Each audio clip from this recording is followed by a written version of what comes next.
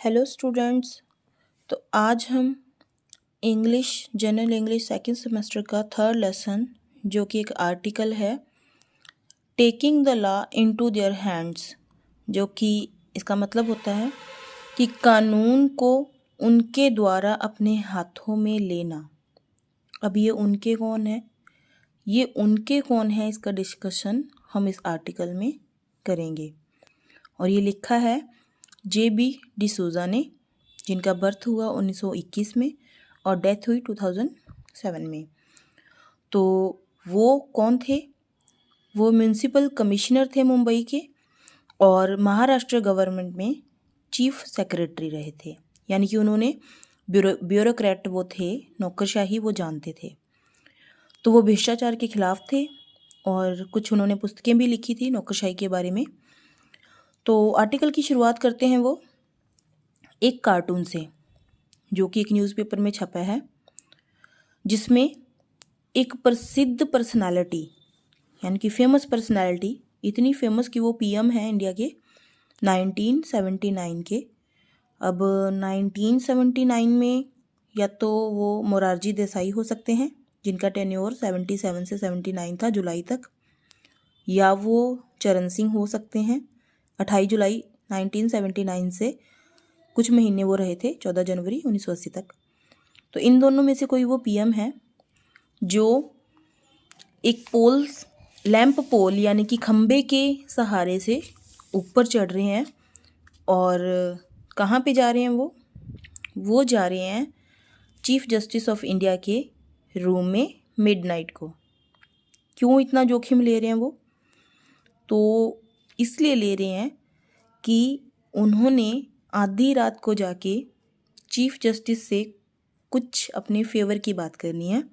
तो ये एक एग्जाम्पल है जिसमें कार्यपालिका, हमारे देश की कार्यपालिका PM, न्यायपालिका जुडिशरी से कुछ फेवर लेने के लिए जा रहे हैं, पर ऐसे जा रहे हैं आधी रात को। तो इसको एक कार्टून के ज़रिए दिखाया गया है।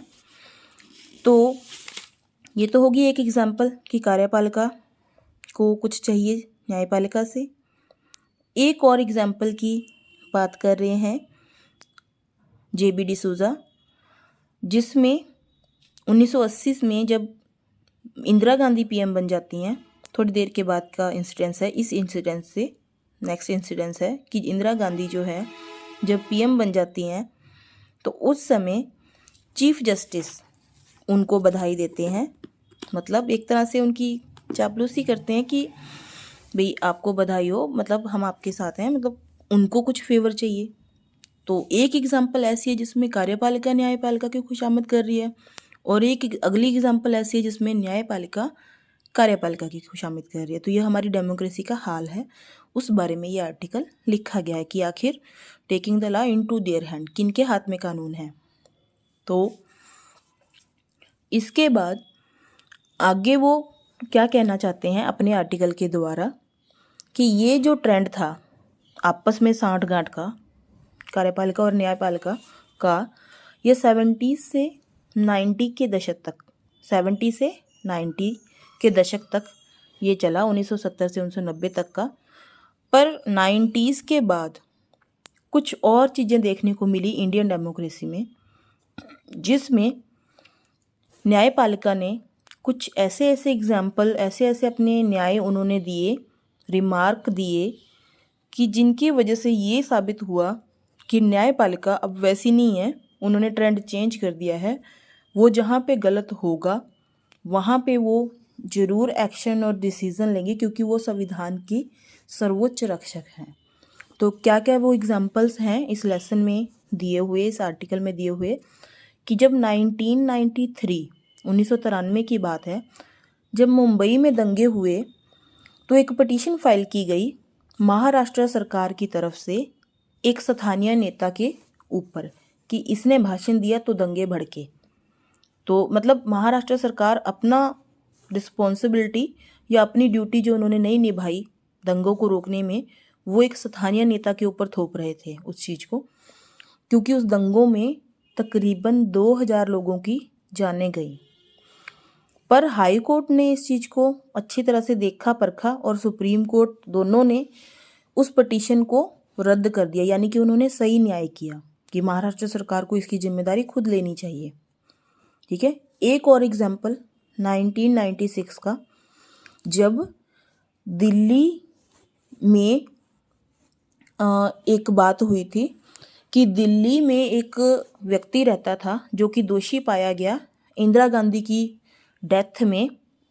जब 1984 का जो दंगे हुए थे दिल्ली में, सिख दंगों के विरोध में, सिख विरोधी दंगों में जिसने सक्रिय भूमिका निभाई थी, एक बंदा दोषी था जिसने दिल्ली में सिखों की जो डेथ हुई थी उसमें उसने सक्रिय भूमिका निभाई थी लोगों को भड़काने में। तो उस बंदे को भी सुप्रीम कोर्ट के द्वारा जो है दोषी पाया गया और सजा दी गई। ये दोनों अच्छे अच्छे काम सुप्रीम कोर्ट ने किए। ये तो है इंडिया की बात।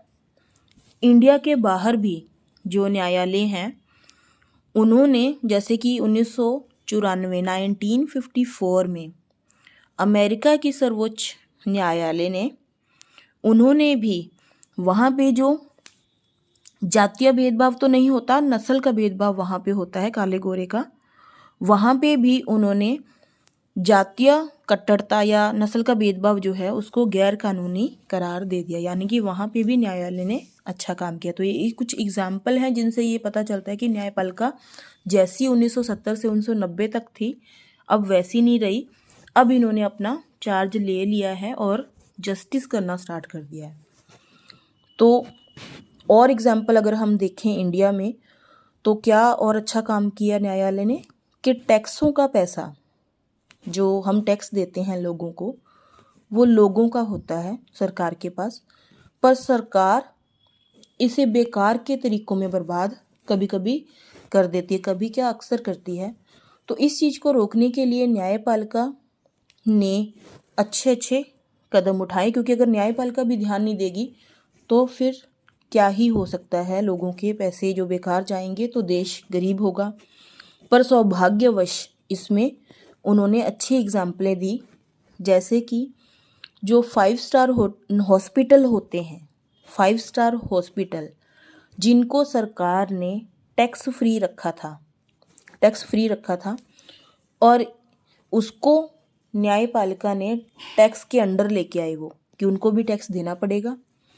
और माइकल जैक्सन ने जो शो किया था, महाराष्ट्र सरकार ने करवाया था, तो माइकल जैक्सन का जो शो था उसको भी टैक्स फ्री रखा गया था। पर इन दोनों चीज़ों को न्यायपालिका टैक्स के दायरे में लेके आई, जिससे कि इनका सही उपयोग हो सके, क्योंकि इनका भी टैक्स लेना ज़रूरी है। ये भी तो हमारे देश में हो रहे हैं, जब लोग टैक्स देते हैं तो ये तो काफ़ी करोड़ों की एक्टिविटीज़ होती हैं, तो इनको भी टैक्स देना चाहिए। ये न्यायपालिका ने डिसाइड किया, ये भी उनके सराहनीय कुछ अच्छे काम हैं। तो ये तो हो गई ये सारी बातें। अब आर्टिकल में आता है अगला पड़ाव, जिसमें ये कहा जाता है कि जब न्यायपालिका ऐसे अच्छे अच्छे काम करेगी तो खतरा किनको होगा? निस्संदेह हमारे जो पॉलिटिकल फिगर हैं, क्योंकि अब उनकी चलनी बंद हो गई है कार्यपालिका की। तो अब उनके अंदर बेचैनी इस बात की है कि अगर न्यायपालिका ऐसे काम करेगी तो फिर हम खतरे में पड़ जाएंगे, हम कोई गलत काम नहीं कर सकते। तो अब उनके द्वारा, या हम कहें भी बहुत अच्छे काम है, हम न्यायपालिका की सराहना करते हैं, तो ये भी ठीक है कि पॉलिटिशियन को डर के रहना चाहिए क्योंकि हमने उनको चुन के भेजा है। पर सवाल ये है कि ये अगर सिस्टम ऐसे ही चलता रहा तो क्या कोई खतरा नहीं है? क्या सब कुछ ठीक रहेगा, नॉर्मल रहेगा? पर इनसे 3 प्रश्न हमारे जो हैं वो खड़े होते हैं, या 3 बातें जो आपको नोट करनी चाहिए कि अगर ऐसा होता रहा कि सारी चीज़ें बजाय संसद में जाने के, क्योंकि संसद में हम विधायकों को, अपने पार्लियामेंट सांसदों को चुन के भेजते हैं, अगर वो हमारा मैटर सॉर्ट आउट नहीं करते और सीधा हम हर चीज़ को न्यायपालिका में लेके जाने की कोशिश करेंगे, तो उससे क्या होगा? पहली बात कि बहुत सारे मुकदमे वहाँ पे पहुँचेंगे और पहले से ही वहाँ पे कितने हजारों केसेस लटक रहे हैं। तो हर मैटर अगर सुप्रीम कोर्ट में जाएगा तो मुकदमों की संख्या बहुत ज़्यादा बढ़ जाएगी। हर चीज़ को टैकल अगर वो करेंगे तो कार्यपालिका भी तो कुछ करेगी ना, सारा काम न्यायपालिका ही करेगी, तो फिर बात सही नहीं रहेगी, उनमें मुकदमों की बाढ़ आ जाएगी न्यायपालिका में। दूसरी बात ये है कि अगर अंतिम निर्णय, पूरे देश का अंतिम निर्णय अगर सुप्रीम कोर्ट ऑफ इंडिया देगी, तो ये डिसाइड करना कि हर बार उनका जो निर्णय है वो सही रहेगा, इसके लिए भी कोई पुख्ता आधार नहीं है कि वो हर बार सही ही निर्णय देंगी। लास्ट और थ्री बात ये है कि क्या सारी पावर्स कार्यपालिका से लेके न्यायपालिका को दे देना क्या उचित रहेगा?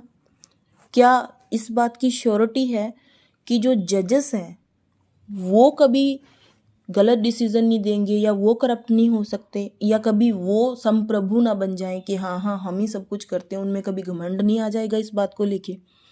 तो ये जो क्वेश्चन है कि न्यायपालिका को सारे अधिकार और सारी पावर देना और उनको उनके हाथ में प्रभु सत्ता दे देना, ये 1 लाख का 1 मिलियन, 1 लाख नहीं 10 लाख, ये 10 लाख डॉलर का क्वेश्चन है लास्ट में इस आर्टिकल का।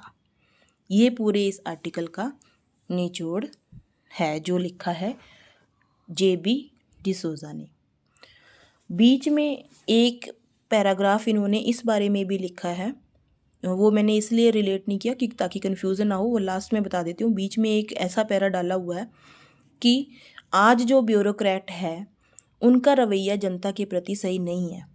वो जब अपॉइंट हो जाते हैं, नौकरशाही जो करते हैं, यानी कि कोई भी ऑफिसर जिसके पास हम अपने काम के लिए जाते हैं, तो वो हमारी बात नहीं सुनते, वो ऐसे रिएक्ट करते कि हम है ही नहीं, हमारी बातों का जल्दी जवाब नहीं देते। ये ब्यूरोक्रेट जो है, नौकरशाही, उनका रवैया सही नहीं है जनता के लिए। बस ये उन्होंने बीच में थोड़ी सी बात कही थी। अदरवाइज़ आई थिंक कि पूरा आर्टिकल आपको समझ में ये आ गया है। Okay, thank you for now. मिलते हैं नेक्स्ट वीडियो में, नेक्स्ट ऑडियो में। ओके।